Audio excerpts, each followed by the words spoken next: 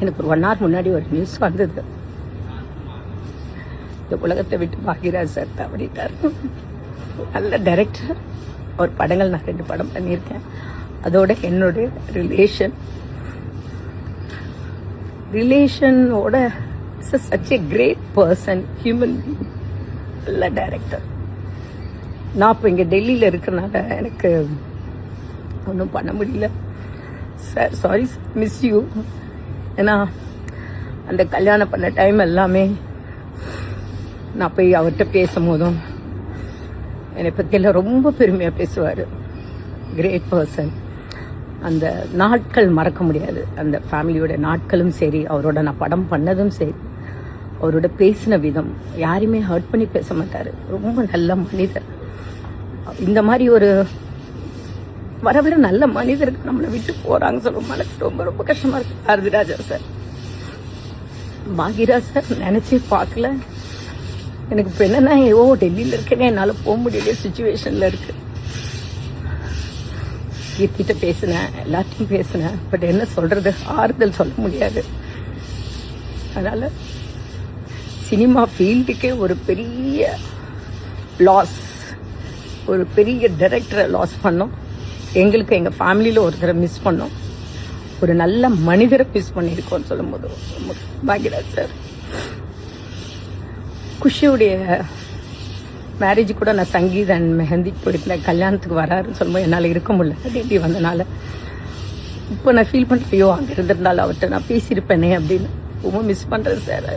Miss you lot sir. Poornima சாருக்கும் சரி, Purnima ma'am சரி, சாந்துனு சரி, கீர்த்தி சரி, அவங்க ஃபுல் ஃபேமிலி, என்ன சொல்றது தெரியல. Miss you sir. Bhagyaraj sir, you are great person. Thank you sir. No தேங்க்யூன்னு சொல்ல முடியல, ஏதோ வளருது வாய், பார்த்தே இல்லை. ஏன் சார் இவ்வளோ ஃபர்ஸ்ட் எல்லாம் விட்டு போனீங்க?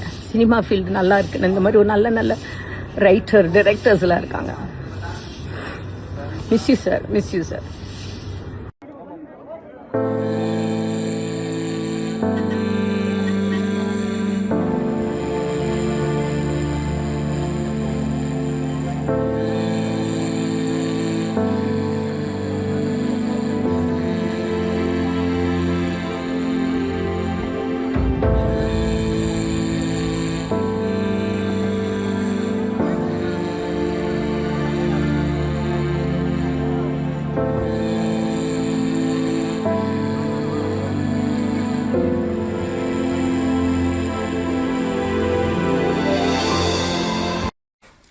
காலையிலே ரொம்ப அதிர்ச்சியான தகவல். ரொம்ப முக்கியமானவர்கள், பெரிய பெரிய படைப்பாளிகளை போன வாரம் தான் பாரதிராஜா ஐயா அவர்கள், அவர் மேலே ரொம்ப தீவிரப்பற்று உள்ள அவருடைய சிஷ்யர். அது மட்டும் இல்லாமல் நிறைய என்னுடைய நகைச்சுவையெல்லாம் கேட்டுட்டு அப்பப்போ பேசுவாங்க.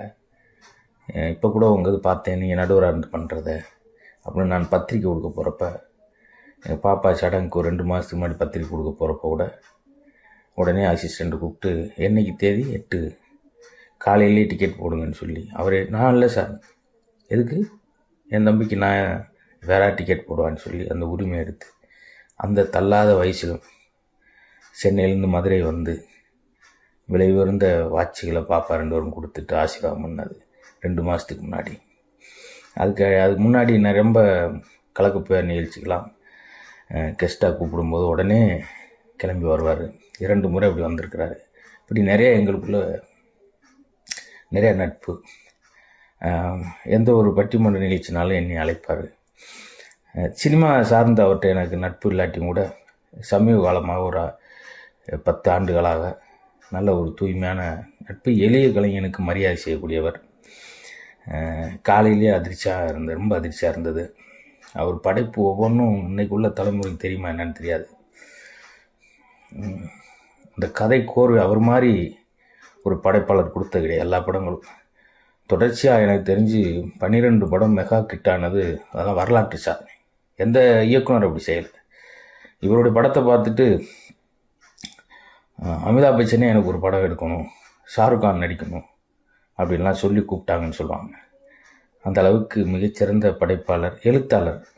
அவருடைய புத்தகங்கள் கூட நானே இங்கே போன வாரம் கூட போட்டிருந்தேன். பாக்கியாவின் கேள்வி பதில் புத்தகத்தை படிச்சுட்டு தான் நான் அந்த மாதிரிலாம் வந்தேன்னு சொல்லி அதை பற்றி ஒரு ரிவ்யூலாம் பண்ணியிருந்தேன் போன வாரம். இப்படி நிறைய அவருக்கு எனக்கு நிறைய கனெக்டிவிட்டி உண்டு. காலையிலே பார்த்தோன்னே ரொம்ப மனக்குமுறலாக இருந்தது. அவர் கடைசியாக இந்த மாதிரி விழாவில் கலந்துக்கிட்டு எங்கள் குழந்தைலாம் வாழ்த்துனது அதெல்லாம் கண்ணுக்குள்ளேயே ஓடிக்கிட்டு. எம்ஜிஆர் எனக்கு ரொம்ப பிடிக்கும், பெரிய ரசிகர் நான். இவர் அதை விட பெரிய ரசிகர், என்னுடைய கலை வாரிசுன்னு சொன்னவர்.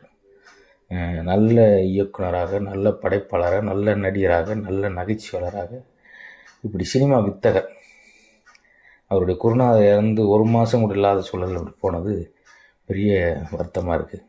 அவர் பெரிய படைப்பாளர் இருந்தால் கூட அவ்வளோ இதுக்குள்ளேயும் அந்த எளிய கலைஞனையும் ஃபோன் பண்ணி வாழ்த்தக்கூடியவர். அவருடைய வாழ்த்துல எனக்கு ஒரு பெரிய உந்துதலாக இருந்துச்சு. இப்படி ஒரு ஜாம்பவான் வாழ்த்துனதெல்லாம் பெரிய சந்தோஷம். இனி வாழ்த்துறதுக்கு யார் இருக்கா அப்படின்ற ஒரு கேள்விக்கு ரொம்ப மன வருத்தமாக இருக்குது. அவர் நிம்மதி வரட்டும், இளைப்பாறட்டும், இறைவன் அருள் புரியட்டும்.